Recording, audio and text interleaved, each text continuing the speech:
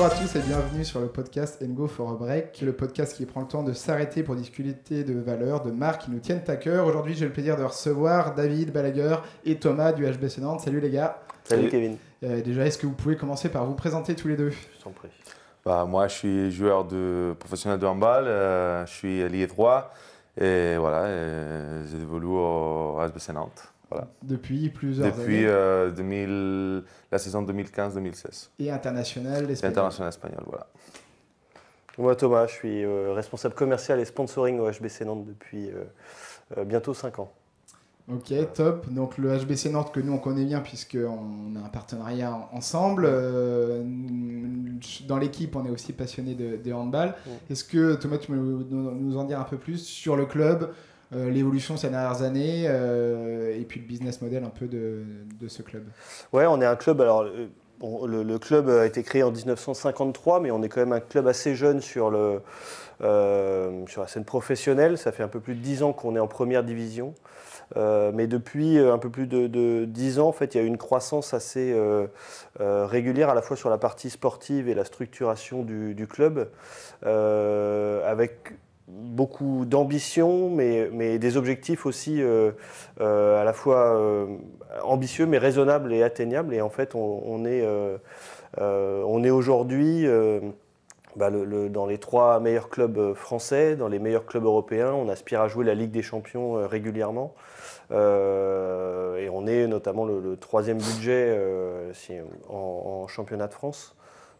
Et avec des résultats qui sont même au-delà des espérances, puisqu'il y avait eu une finale de Coupe d'Europe contre Montpellier il y a quelques années et qui n'était pas forcément l'objectif numéro 1 du club à ce moment-là. Non, en Ligue des Champions, c'est vrai que tu vois, je te parlais d'objectif, ça a été d'abord de se maintenir. Tu vois, quand tu montes en première division, ensuite les objectifs c'est d'aller chercher à jouer la Coupe d'Europe. Il y a eu d'ailleurs 2 finales de Coupe d'Europe qui ont été jouées avant ça. Ouais. Ensuite, c'est d'aller jouer la Ligue des Champions et puis c'est d'aller tétiller les meilleurs. Et au final, là, depuis 3-4 ans, on est sur le podium tous les ans. Donc, et effectivement, à jouer la Ligue des Champions, David en parlera mieux que moi, mais tu joues les meilleures équipes du monde, le Barcelone, des grandes équipes hongroises, enfin voilà, ou grandes équipes allemandes qui sont des références pour tous les amateurs de handball. Et pour arriver à des tels résultats sportifs, il faut que ce soit calé financièrement derrière, forcément. Ouais. Le H a un business model particulier qui est différent de d'autres clubs de handball.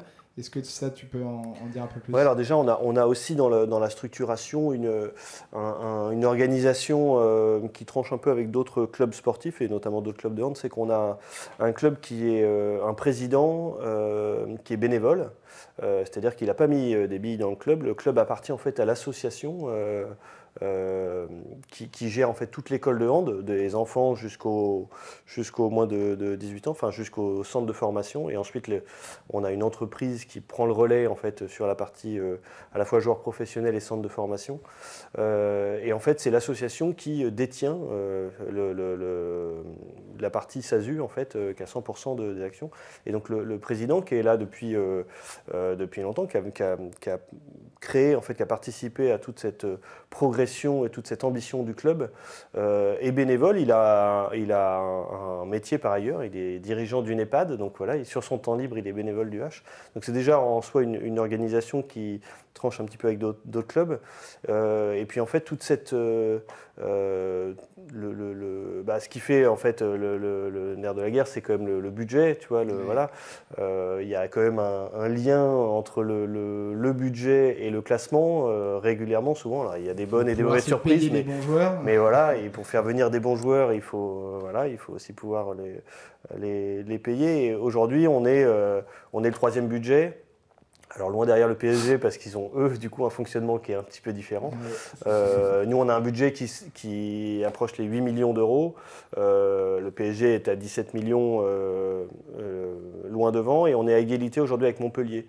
Montpellier qui est pour nous une vraie référence parce que c'est le club mythique du championnat de France qui a un palmarès incroyable et qui surtout a réussi à durer, c'est-à-dire qu'ils sont là depuis des années, ils ont traversé plein de crises, mais ils sont toujours là. Et aujourd'hui, on rivalise à la fois sportivement et en termes de budget, d'économie. On rivalise avec eux. Et un budget qui est basé sur la billetterie et les partenaires. C'est les deux sources de revenus principales, Ouais. je crois. Ouais, effectivement, nous, on a une économie qui est basée sur l'exploitation de notre salle, la H Arena, qu'on a réinvesti il y a 3 ans, qui fait un peu plus de 5000, entre 5000 et 5500 places assises. Et en fait, on va avoir, si tu veux, dans le budget, à peu près 40% qui va être sur la partie partenariat, sponsoring, entreprise, 40% sur la partie billetterie, et puis bar, boutique, ces choses-là, et ensuite 20% qui vont être des aides publiques ou autres. Alors tu vois, si on parle des droits télé par exemple, les droits télé c'est moins de 5%, enfin, c'est quelque chose qui ne compte pas dans notre économie, ou très peu. À voir avec le football le foot c'est à plus de 50% les droits télé, donc on voit bien que le rapport n'est pas du tout le même. Nous en fait, notre économie elle est basée sur les gens qu'il y a dans la salle et sur le remplissage de notre salle.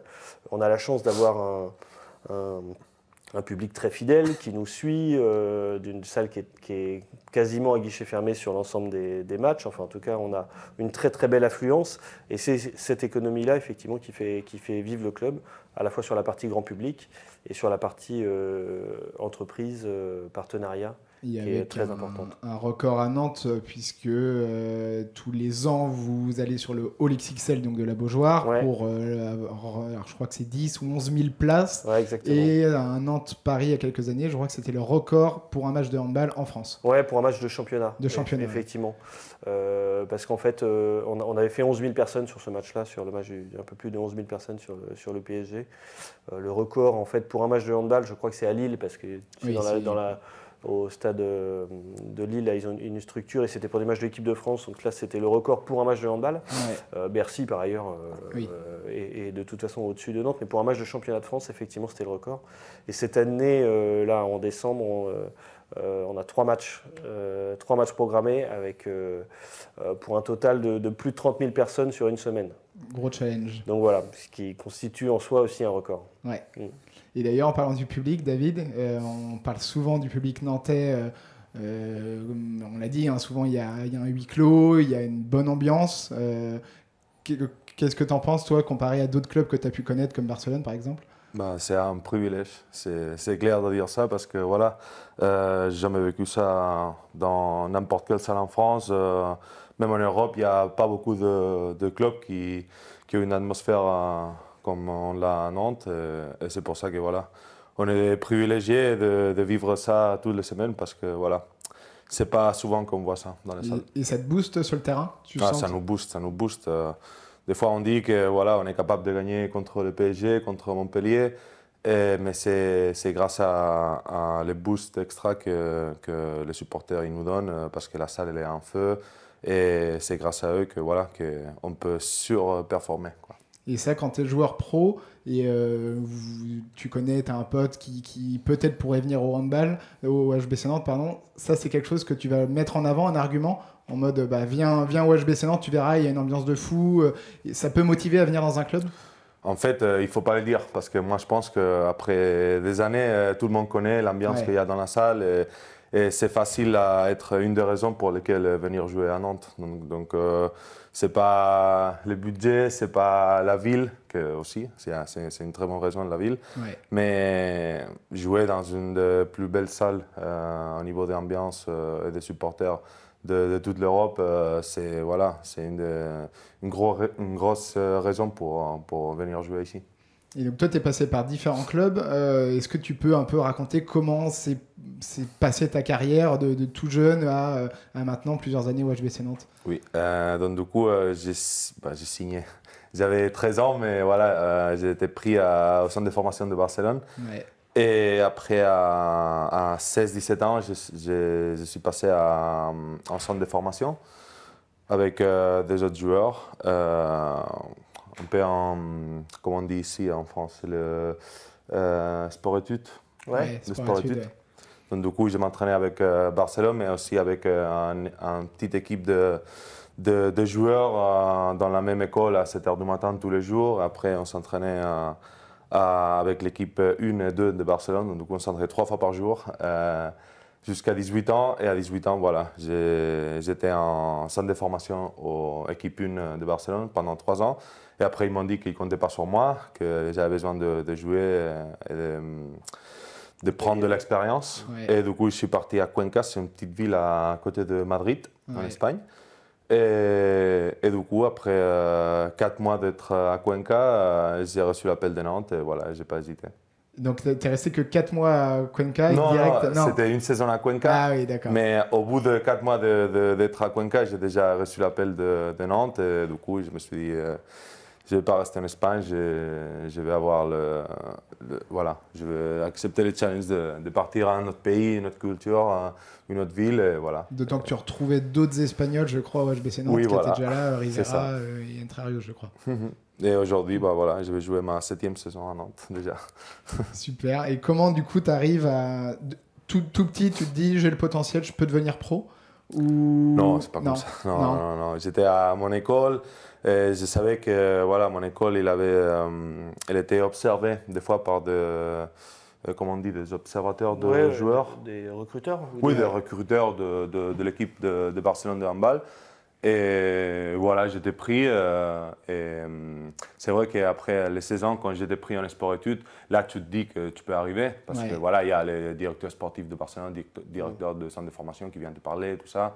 Et après, à 17 ans, je me suis entraîné pour la première fois avec l'équipe 1, avec des joueurs, Nicolas Karabatic, tout ça. Donc, c'était un peu, un peu fou. Et c'est là que tu te rends compte que, voilà, que peut-être si tu travailles bien, si tu as des opportunités, tu peux y arriver. Et c'est pas simple parce que voilà, j'étais 2 ans en train de travailler avec l'équipe 1, l'équipe 2 et finalement on m'a dit qu'ils ne comptaient pas sur moi. Donc, du coup, c'était un peu la déception parce que voilà, pour signer à cette équipe que j'ai dit avant, Cuenca, je n'ai pas signé comme ça. J'ai signé une semaine avant la préparation. Donc, du coup, pendant tout l'été, je n'avais pas d'équipe, c'était difficile à trouver et ce n'était pas évident, quoi. Donc, du coup, on dépend des opportunités qu'on a et j'ai trouvé l'opportunité de jouer à Cuenca très très tard. Donc voilà, c'était pas évident. Et au final, évident. ils ne te gardent pas, mais quelques années après, tu les bats avec le HBC Nantes. Voilà, c'était un sentiment pas mal. J'avoue que c'était pas mal. Petit sentiment de vengeance. Peut-être beaucoup trop d'adrénaline j'avais à ce moment-là. Puis en plus, le grand Barça. Oui, voilà. Et comment justement tu arrives à supporter la pression quand tu as 16-17 ans, que tu commences déjà à jouer avec des joueurs comme Karabatic? Comment tu arrives à supporter la pression et même encore aujourd'hui dans les matchs et à te surpasser, quoi? Oui, c'est vrai que voilà, Barcelone c'est un très gros club et c'est vrai que la plupart des joueurs ils sont très habitués à jouer avec pression. Donc du coup, quand j'ai monté avec l'équipe 1 m'entraîner pour jouer quelques matchs, c'est vrai que j'étais un peu stressé, un peu nerveux, un peu excité, mais ils me donnaient des conseils et après tu les vois jouer, tu vois sa façon de se préparer pour les matchs, d'entamer les matchs, de rester concentré. Et quand tu vois voilà, les meilleurs joueurs du monde, j'ai eu vraiment la chance de jouer, d'évoluer à côté de top mondial, quoi. Donc ça m'a beaucoup servi pour apprendre, pour les observer dans le silence, les observer et aussi les poser des questions et la plupart ils ont été hyper gentils avec moi, donc j'ai beaucoup appris dans cette époque-là. Et du coup aujourd'hui tu essayes de faire la même avec les jeunes du HBC Nantes, de leur inculquer des choses? Oui, des fois ils te posent des questions et c'est facile maintenant. Je peux dire que je suis un peu plus vieux que quand je suis arrivé. Donc c'est vrai que voilà, quand les jeunes ils posent des questions, il faut répondre, il faut aussi les mettre un peu, les carrer un peu. Ouais. Donc voilà, c'est vrai qu'avec les jeunes, maintenant pour moi c'est plus facile de donner des conseils, de les carrer et de les amener un peu sur le chemin qu'on veut. Ouais. Et d'ailleurs en parlant des jeunes, le HBC Nantes, comment le club fait pour recruter les bons jeunes le plus tôt possible? En fait, on les intègre au niveau du centre de formation. le centre de formation, ils ont à peu près 18 ans, c'est pour leurs études supérieures, et puis ils vont, en même temps qu'ils s'entraînent et qu'ils jouent avec le centre de formation, ils suivent des études en parallèle. C'est hyper important, et c'est aussi important en fait le niveau de hand et les études, parce qu'en fait les joueurs de hand, une fois leur carrière terminée, il va falloir qu'ils travaillent pour la plupart. Ils ont une deuxième vie après, donc c'est important de réfléchir à ça et d'avoir le bagage nécessaire pour se projeter ensuite. Et puis il y en a qui réussissent, il y en a qui réussissent pas, donc en fait ce volet en fait études est quand même hyper important. Et en fait, c'est tout le travail chez nous, beaucoup de Grégory Cogent, qui est au centre de formation depuis très longtemps, et qui est aujourd'hui coach adjoint et directeur aussi de toute cette partie formation, qui a aussi des indices, enfin des gens qui vont lui dire tiens, ce petit jeune, voilà. Mais il y a un recrutement de plus en plus, alors national, c'est certain, international presque maintenant aussi sur le centre de formation pour aller chercher des jeunes en devenir. C'est toujours des paris, mais il y a un travail qui est fait en local pour essayer d'attirer les meilleurs jeunes du coin, notamment sur la partie régionale, tu vois, avec un travail qui est fait avec des clubs locaux, mais n'empêche qu'on va être en concurrence avec Montpellier, sur des jeunes comme ça, ils vont aller les chercher aussi, donc c'est vraiment pas, c'est un vrai défi aujourd'hui d'aller attirer. Alors on a la chance, nous aussi, d'avoir des arguments, enfin tu vois, le fait d'avoir des jeunes qui ont eu leur chance chez nous. D'avoir aujourd'hui des Nicolas Tournat, des Romain Lagarde qui ont été champions olympiques là, c'est un vrai fierté. Puis c'est une vraie belle image aussi pour une vraie reconnaissance pour le centre de formation.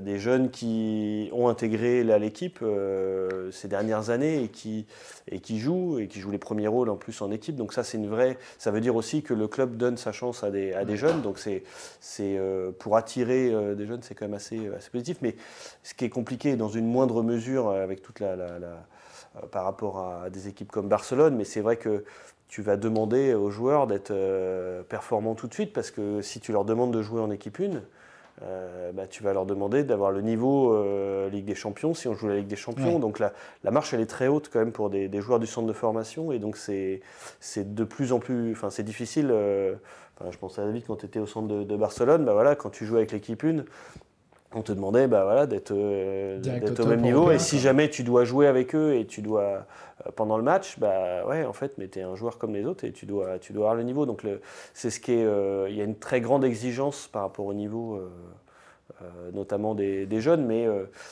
on a la chance d'avoir un centre de formation qui est quand même très très bon, et d'avoir aussi des jeunes en devenir qui vont être encore très bons. Un gros potentiel derrière. Toi, donc, tu recrutes les partenaires du club qui viennent aussi financer une partie du club. Tu disais c'est important de penser à l'après-carrière. Est-ce qu'il y a des partenariats qui sont faits avec justement les partenaires du club pour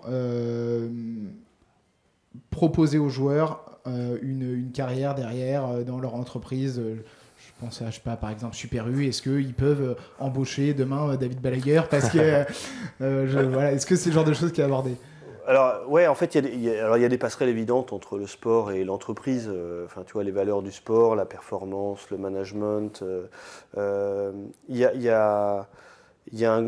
tout cas, il y a une prise de conscience encore plus aujourd'hui des passerelles qu'il peut y avoir justement et de l'intérêt des entreprises à recruter d'anciens joueurs, parce qu'ils ont un état d'esprit qui peut être hyper intéressant pour des entreprises.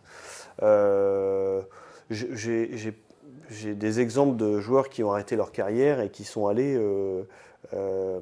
Arnaud Siffer, qui est un de nos anciens gardiens, et il a arrêté il n'y a pas très longtemps. Il a fini il a eu une magnifique carrière. Voilà, il a arrêté en juin, et en août, il travaillait pour une assurance, et il commençait un nouveau métier d'agent d'assurance. C'est une transition qui est pas évidente, mais il a 2 mois après, il avait une nouvelle vie et une autre, une façon un nouveau boulot. Et ça et effectivement on a la chance d'avoir le fait que les joueurs aient fait des études, qu'ils s'intéressent aussi, qu'ils aient en tête que après il va falloir faire quelque chose. Ils s'intéressent au monde de l'entreprise. Ouais. Et ça, c'est hyper intéressant aussi pour nos partenaires parce qu'ils peuvent discuter.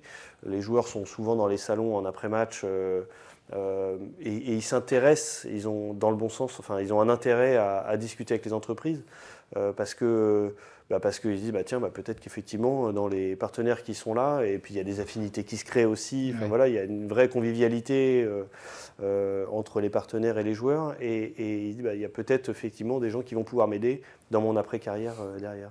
Tu penses toi, David, à ça, à ton après-carrière? Oui, oui, oui. Là, forcément, j'ai... T'es plus tout jeune. C'est fini, ça, c'est fini.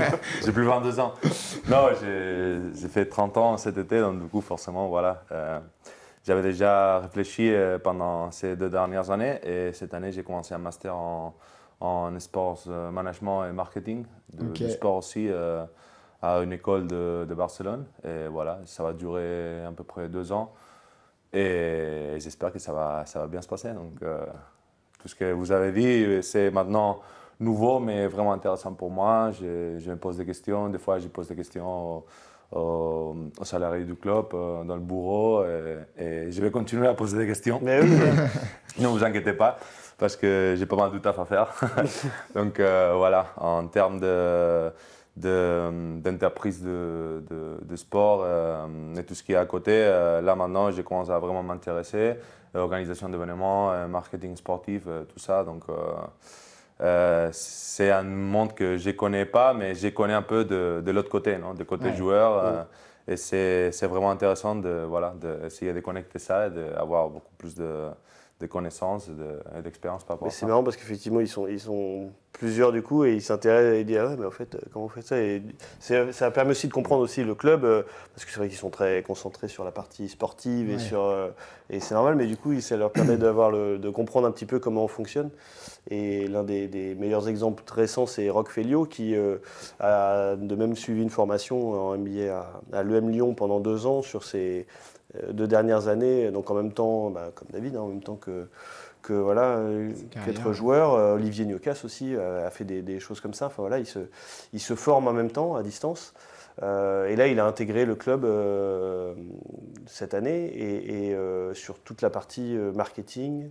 Alors, dans un rôle d'ambassadeur et aussi sur toute la partie un peu partenariat sur notre partie. Et c'est hyper intéressant d'avoir des joueurs qui se reconvertissent comme ça et qui ont cette réflexion-là et qui s'intéressent et qui cherchent à comprendre comment tout fonctionne. En même temps, le mode de vie est complètement différent entre une vie de joueur professionnel et derrière un peu plus classique de bureau ou autre. Ça te stresse pas de te dire que demain... ton boulot, ce ne sera pas aller de jouer au handball. Bien sûr que ça va nous stresser. Bien sûr. Une fois que, j'espère que ça va être dans longtemps, mais le jour, ça va arriver. Et il faut être vraiment préparé parce que sinon, les coups, ça peut être dur, quoi. Ça peut être dur.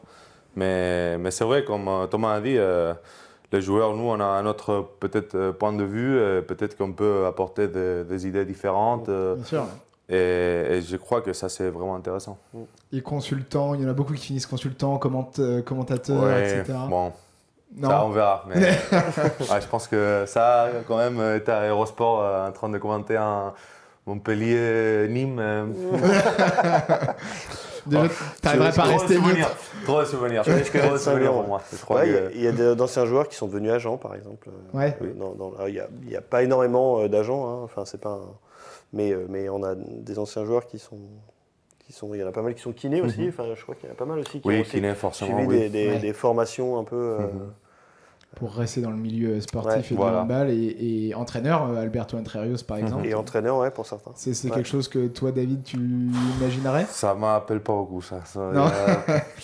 Mais Zizou avait dit qu'il n'entraînerait jamais, et tu vois, en fait, il est entraîneur. Oui. Après, je sais pas, j'avais commencé une carrière à l'université, à la faculté de psychologie de Barcelone quand j'avais 18 ans, mais j'ai dû arrêter parce que je suis parti à Nantes. Mais après entraîneur, c'est jamais. Ouais, c'est un autre métier. Des fois, c'est difficile de quitter les milieux du sport, mais Il y a des joueurs qui le font très facilement, qui changent complètement de milieu, comme tu as dit avant. Arnaud Siffer, il a complètement changé. Il n'est pas connecté du tout au sport. Il vient en match, mais c'est tout. Mais Frédéric après, c'est vrai aussi. que. Ouais, Frédéric Doll, il est resté dans l'environnement du club sur une partie aussi commerciale, tu vois, en relation avec des partenaires et voilà. Et aujourd'hui, il a son entreprise qui fonctionne très bien. Il a aussi une vraie reconnaissance via cette activité-là. Il y en a certains aussi qui ont une vraie âme d'entrepreneur. Hein. Quelqu'un comme Cyril Dumoulin, ça fait très longtemps qu'il fait des choses en parallèle de son activité principale de gardien et il mène énormément de réflexions là-dessus et il gère très bien son carrière. Son pendant et après la carrière, effectivement. Oui, parce qu'il est encore pas, il est proche de la retraite, mais pas encore. On va faire une petite pause pour parler handball. Alors moi, ces termes-là, ils me parlent. Alors je sais pas en faire un seul, mais j'ai fait un peu de handball, donc ça me parle. Mais ça parlera pas forcément à tout le monde. Il y a des termes techniques comme dans tous les sports. Il y en a plusieurs au handball. On va essayer de les expliquer. Alors tu serais capable de le faire. Non, mais je vais laisser David. On va laisser le professionnel le faire. Bon français. Il y a un geste technique que tu connais bien en plus, qui s'appelle le Shabala. Est-ce que tu peux expliquer ce que c'est? Ouf, Shabala, il y a un tel Thierry Anti qui avait dit qu'il avait inventé la Shabala. Donc attention. Ouais. Donc la Shabala, c'est un espèce de fake shoot. En fait, tu essayes de tromper les gardiens en faisant un geste de tirer très fort, où les gardiens, normalement, il va baisser les bras. Et du coup, avec ton poignet, tu essayes de mettre la balle au-dessous de sa tête, au-dessous de la cage, au-dessous de ses bras. Et de forme très esthétique, la balle, elle va doucement dans le but. Et pour avoir été gardien, c'est très humiliant pour le gardien. C'est très humiliant pour le gardien parce que tu te jettes complètement et en fait, on t'envoie une petite merde au-dessus de la tête et tu peux rien faire. Et surtout que tu vois la balle rentrer hyper doucement dans le but et tu peux rien faire. Ça, c'est grisant pour un ailier de venir un peu jouer, titiller, chambrer le gardien. Oui, surtout les ailiers, on a beaucoup plus de tirs à 6 mètres. On ne tire pas trop de loin, même si moi, personnellement, j'aime bien. Mais c'est vrai que. Dans un angle plus fermé aussi. Dans un angle plus fermé, donc, du coup, il faut il faut avoir un peu des alternatives de shoot. Donc, moi, personnellement, j'aime beaucoup le lob, le gardien par-dessus. T'en as encore fait un le week-end dernier. Ouais, voilà. Mais la Shabala, c'est vrai que c'est un tir hyper beau à regarder en termes de spectateurs. Donc, et c'est très difficile. Pour moi, c'est très difficile à exécuter, mais on essaye. Moi, encore à 30 ans, j'essaye de perfectionner ces tirs. Quand tu tentes ça, est-ce que tu te dis, de toute façon, tu vas le faire et peu importe ce que fait le gardien, ou est-ce que tu le tentes parce que tu vois que le gardien, il va faire ce geste-là et tu te dis, ah bah tiens, c'est le bon moment? Ouais, ça, c'est difficile d'expliquer parce qu'il n'y a pas beaucoup de temps pour penser à ça. Donc, du coup, une fois que tu es en l'air, tu essaies de regarder la position du gardien. Et du coup, s'il est vraiment dans une position où tu peux faire ce tir, où tu te sens en confiance, je ne sais pas, tu as marqué le but d'avant. Ou tu anticipes, en fait, tu te dis, tiens, il va faire ça, quoi. Il faut vraiment dire baisse les bras, au bas d'un côté, et je vais essayer de passer la balle d'un autre côté. Donc, c'est pas très facile à expliquer pourquoi on a cette décision. De toute façon, tout va hyper vite dans la tête. Le moment où tu te lances, il se passe une seconde, il faut prendre une décision sur le tir à faire. Et il y a plein de facteurs. Là. Il y a le facteur confiance, facteur angle de tir, hauteur de saut, résultat dans le match, parce que si on est -1, c'est pas la même chose, même s'il y a des joueurs qui aiment bien faire ça, parce que les gardiens, ils ne s'attendent pas à ça. Donc il y a plein de facteurs qui comptent sur l'exécution de ce tir. Et il y a un deuxième tir qui est aussi fait pas mal par les ailiers, c'est la roucoulette. Oui. Est-ce que ça, tu peux l'expliquer? Est-ce que toi, d'ailleurs, t'en fais? T'oses le faire? J'aime pas trop. J'aime pas trop. Roucoulette. Moi, tir comme ça, je ne fais pas trop. Donc la roucoulette, c'est en fait donner beaucoup d'effet à la balle avec ton poignet. Pour essayer que la balle fasse une trajectoire en L. Et comme ça, la balle, elle va être loin du gardien. Et après, le rebond, ça va finir dans le but s'il est bien exécuté. Ouais, et encore une fois, 13 millions pour le, 13 pour le millions gardien, parce je qu'il confirme. il voit la balle qui part loin. Et après, avec l'effet de la balle, qui est avec beaucoup de résine, la balle, beaucoup de colle. Pour faire ce type d'effet avec les poignets, c'est facile de la balle de tourner après le rebond. Et voilà, comme tu as dit, c'est très humiliant pour les gardiens. Mais c'est aussi très difficile à exécuter. Adrien Couty, qui est le kiné du H avec qui j'ai joué à Saint-Seb, on m'en a passé quelques-uns. Pourtant, c'est pas sa spécialité, mais non, pas du tout. il a réussi quand même à m'en passer. Comme quoi, bon. Alors, justement, à l'inverse, un geste qui est humiliant pour le joueur, c'est le pastis. Oui. Est-ce que tu peux expliquer ce que c'est le pastis hormis la boisson, bien sûr. Ouais, voilà. Hormis la boisson. C'est la boisson de préparation d'avant-match. Ouais, voilà, c'est ça, pour tous les handballeurs. Voilà. Non, en fait, c'est quand il y a un tir, surtout un tir de 9 mètres, un tir de loin, avec beaucoup de puissance. Et il y a le gardien qui lit complètement la trajectoire du tir et il est capable de l'attraper avec les deux mains. Et ça, c'est vraiment humiliant pour un joueur. Donc, du coup, on essaie de tirer hyper fort. On part de 115-120 km/h à peu près. Et c'est très difficile de faire ça pour un gardien, mais j'en connais plusieurs qui sont très bons à ça. Pastis, relance, passe contre-attaque. C'est hyper dur à digérer ça. Ouais. Parce que voilà, même à l'entraînement, quand il y a les gardiens, Émile, il me fait un pastis, là, je vais m'asseoir directement au banc, je prends ma douche. Et c'est Vincent Gérard aussi, je crois, qui est fort pour ça. Oui, Vincent Gérard. Ouais, puis du coup, c'est vrai que ça initie une relance très rapide, voire même d'une contre-attaque. S'il n'y a pas de gardien, c'est le meilleur moment pour le gardien d'aller.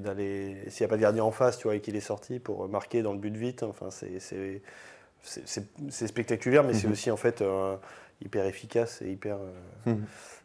Et aussi très dur à faire d'un point de vue gardien de lire une trajectoire à 120 km/h. Enfin, même si moi à mon niveau c'était pas 120 km/h, mais c'était quand même déjà. Il y a beaucoup qui ratent beaucoup de vidéos, les gardiens, beaucoup de scouting, de vidéos des matchs. Ils savent à peu près où ils tirent la plupart des joueurs. Et c'est plus facile pour eux d'anticiper parce que avec l'intuition, je crois que c'est pas suffisant, quoi. Il faut vraiment lire les tirs, savoir les joueurs, que la balle. Il faut que ça ne parte pas hyper loin parce que c'est vraiment pas facile à prendre un tir à 120 km à l'heure avec les deux mains comme ça. Et ça, c'est des choses que vous faites, la vidéo, analyser l'adversaire. Les gardiens, ils font ça. Oui, oui.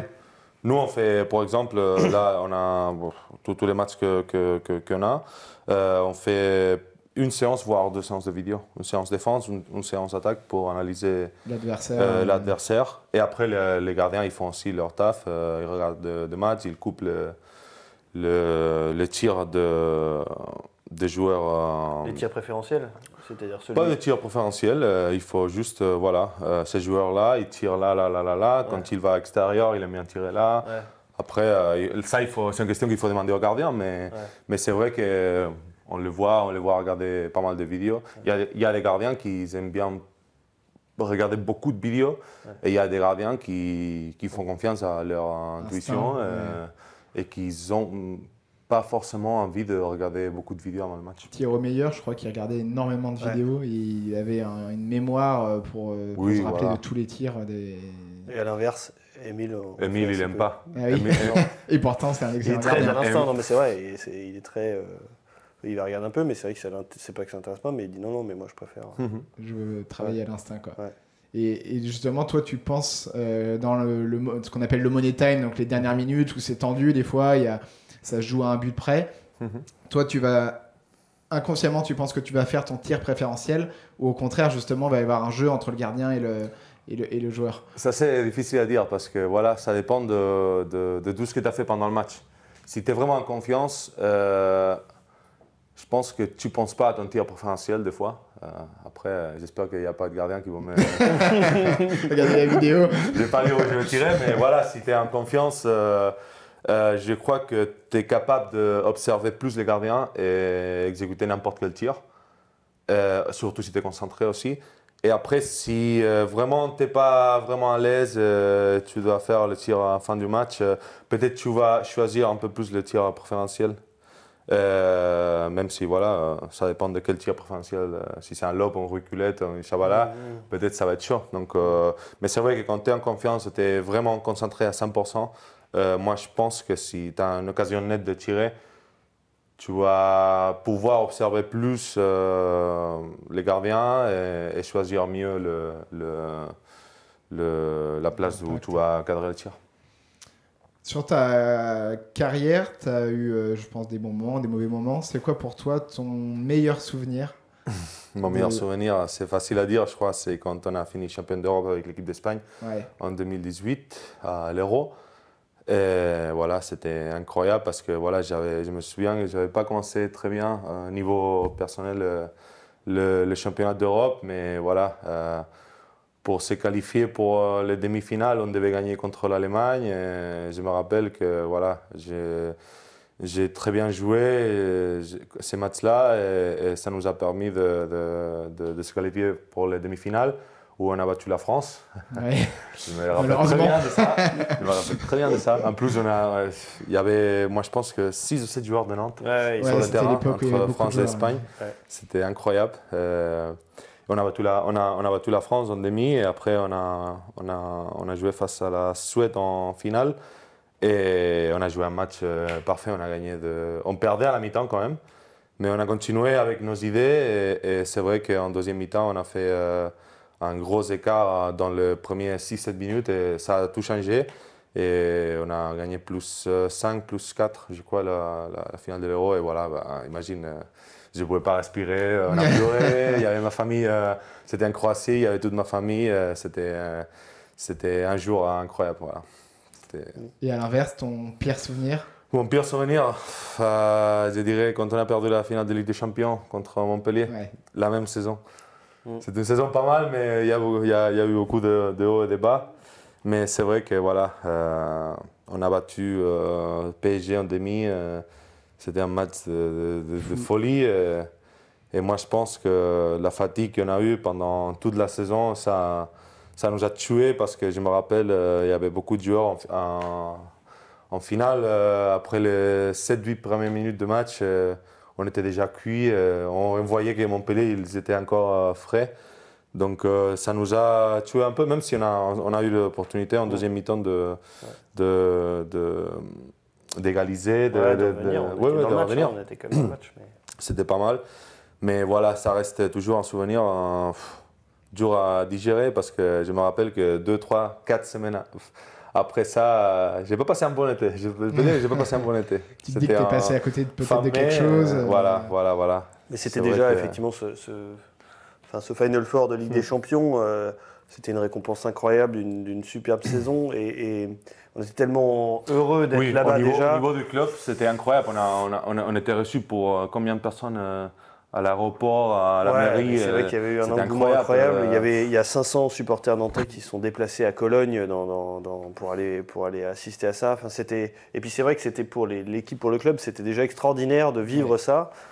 D'être là-bas à Cologne, qui est quand même l'événement de l'année à chaque fois, pour nous c'était incroyable. De battre Paris en demi-finale, c'était jouissif. C'est vrai que non, là tu as raison, c'est un des pires souvenirs, mais un des meilleurs aussi. Et donc, la demi-finale, oui. Et en fait, c'est pas qu'on n'était pas prêt à jouer cette finale. On était hyper prêts, mais si tu veux, on avait déjà tellement, c'était tout coché, c'était tellement déjà magnifique. Que cette finale, on l'a peut-être on était moins dedans peut-être que Montpellier, eux étaient peut-être plus. Eux, ils ont battu le Vardar, c'était le Vardar en demi. Ouais. C'est vrai qu'ils étaient déjà concentrés sur la finale, et nous, on était dans l'euphorie de se dire, c'est un peu caricatural, mais on était peut-être moins. La pression est retombée peut-être trop tôt, quoi. Et pourtant, ils avaient tout aussi envie de la gagner, mais en fait. Et en plus Nantes-Montpellier qui était un classique du handball. Là, tu parlais de Paris. Pourquoi c'est si jouissif de battre Paris plus qu'un autre match? Et on l'a fait plusieurs fois en plus. Je sais pas, c'est vraiment l'équipe à battre, quoi. L'équipe à battre quand on joue contre moi, je pense que voilà, comme club, Nantes, quand on joue de grosses affiches, de grosses équipes, ça change un peu par rapport à un match normal de championnat. C'est très facile à se motiver, bien sûr, contre des grosses équipes. Mais c'est vrai que voilà, contre Paris, des fois, on sait que tout le monde va être à mort avec nous à 100%. Et comme j'ai dit avant, on va bien sûr essayer de surperformer. Et ça arrive pas mal de fois. L'année dernière, déjà, on est les seuls à gagner à Paris. La seule équipe à gagner à Paris. Et moi, je pense qu'on le fait une fois par an, c'est pas mal. Non et c'est vrai que c'est ce qui se fait de mieux en fait, des équipes comme Paris, comme Barcelone, et on a la chance effectivement de jouer Paris dans le championnat assez régulièrement, et c'est les meilleurs joueurs, enfin voilà, des joueurs comme Mikel Hansen, Nicolas Karabatic. Enfin, c'est vrai que c'est ce qui se fait de mieux, et il y a forcément quelque chose d'encore plus excitant quand tu joues des équipes comme ça. Et dernière question, et après on sera temps de conclure, sur l'équipe de France, tu disais, tu les as battus en demi-finale en 2018. On connaît le palmarès de l'équipe de France de handball, l'un des plus gros palmarès de tous les sports collectifs d'ailleurs. Qu'est-ce que toi t'en penses? Est-ce que tu envies cette équipe ou ça te donne, j'imagine, encore plus envie de les battre? Ça donne envie de les battre, mais c'est vrai qu'avec un énorme respect. C'est vraiment l'équipe plus titrée de toute l'histoire du handball, avec beaucoup de différences, je dirais. Là, l'Espagne, on est en train de revenir doucement, mais c'est vrai que la France, tous les joueurs, les experts, je dirais, ils ont gagné combien de championnats du monde, championnats d'Europe, en plus de suite. Maintenant, il y a eu le changement générationnel et ils sont champions olympiques. Donc, c'est vraiment un truc incroyable parce que voilà, ça montre le niveau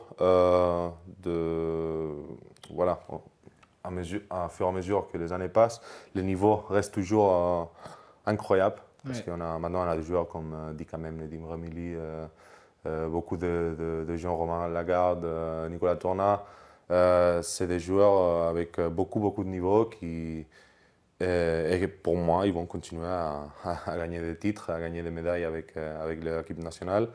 Donc du coup, il faut que voilà, les autres pays, on soit vraiment attentifs à ça parce que sinon, ils vont continuer et vous allez continuer à gagner. Donc, Et justement, il y a le championnat d'Europe qui aura lieu début 2022. Donc là, la vidéo va sortir à peu près à ce moment-là. Selon toi, quel est ton pronostic pour ce championnat? Allez, on va en toute dire, neutralité. Ouais, ça va être compliqué. Hein. Je vote pour une finale France-Espagne quand même. Ça serait pas mal. On n'a pas vécu ça, non? Je crois dans pas. les dernières années. Ça serait pas mal à voir une finale France-Espagne. Ça serait pas mal à voir ça. Et après la médaille de bronze, on dirait quoi? On dirait Danemark, non? Ouais, Danemark quand même.